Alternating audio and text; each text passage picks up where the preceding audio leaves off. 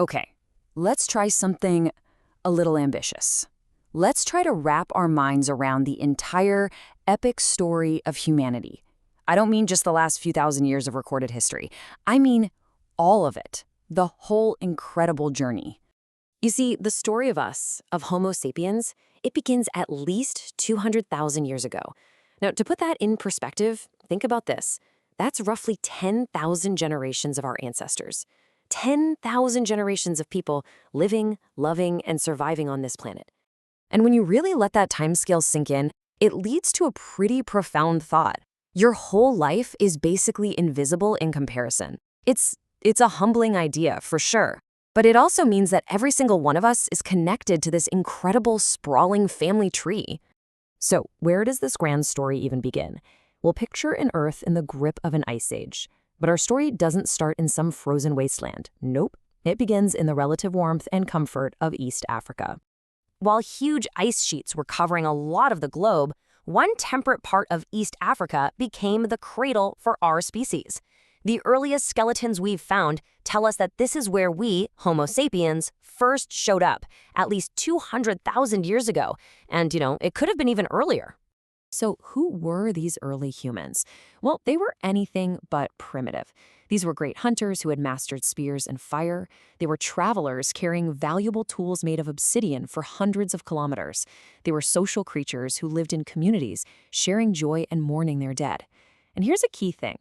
They weren't alone. They actually shared the planet with several other human-like species. And maybe most incredibly, genetic evidence suggests that every person alive today descends from one single woman, a mitochondrial Eve who lived way back then. This reveals a kind of paradox about their lives. On one hand, studies suggest they probably only worked, hunting and gathering, about 20 hours a week. That left tons of time for socializing, playing, even making art.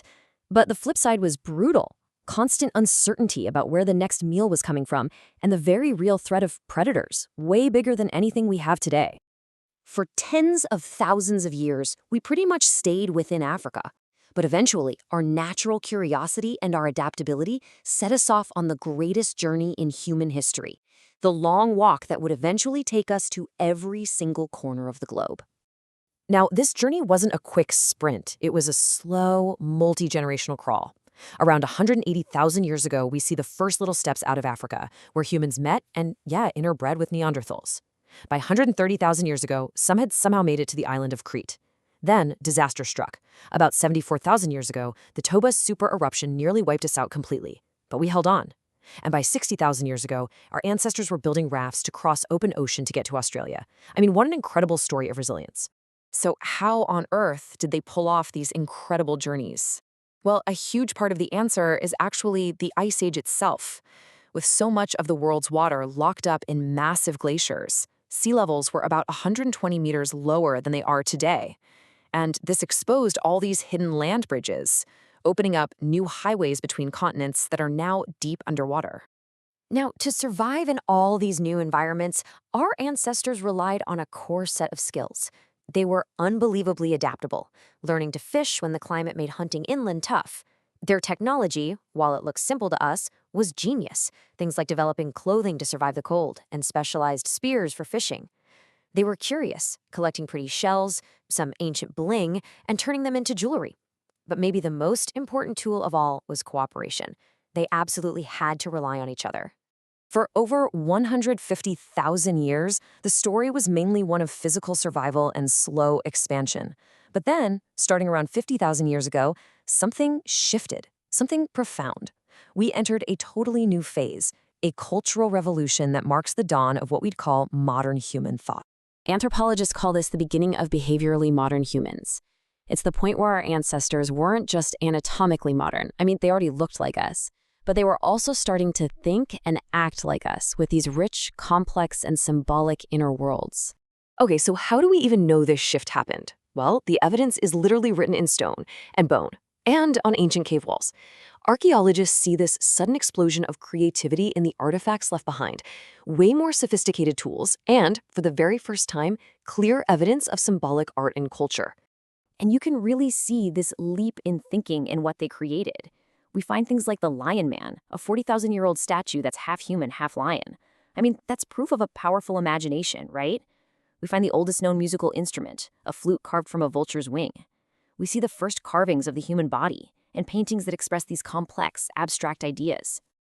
But this explosion of creativity wasn't just for art's sake. It was like a cognitive upgrade with really practical applications. It led to more advanced tech, like the bow and arrow, which made hunting way more efficient. It led to better tailored clothing to survive the cold. And eventually, the invention of pottery around 20,000 years ago. This new way of thinking and innovating, well, it set the stage for the final and by far the fastest chapter of our story so far. The shift from small, nomadic bands to the vast, complex civilizations that would go on to reshape the entire planet. A huge turning point comes about 12,000 years ago. In what's now Turkey, hunter-gatherers came together to build Göbekli Tepe, a massive, massive temple complex. This required large-scale collaboration on a level nobody had ever seen before, and it basically kicked off a whole new way of living. You see, Göbekli Tepe was like the first domino in a whole cascade of innovations. Humans started to settle down in larger, permanent groups. That led to taming animals and growing crops, the agricultural revolution. With more food around, people could specialize in different crafts. Those villages grew into the first cities, and to manage all this new complexity, we had to invent writing. And the invention of writing, wow. It was a truly transformative moment. Before writing, knowledge had to be passed down orally, and it could be easily lost. Afterward, it could be stored for centuries. Coordination went from what you could manage in a small group to building armies and managing entire empires. Law went from just memory and tradition to being literally codified in stone. It was a total game changer for humanity. And that really brings us right up to today. Everything that's around us, our cities, our technology, our shared knowledge, it isn't separate from that 200,000-year story.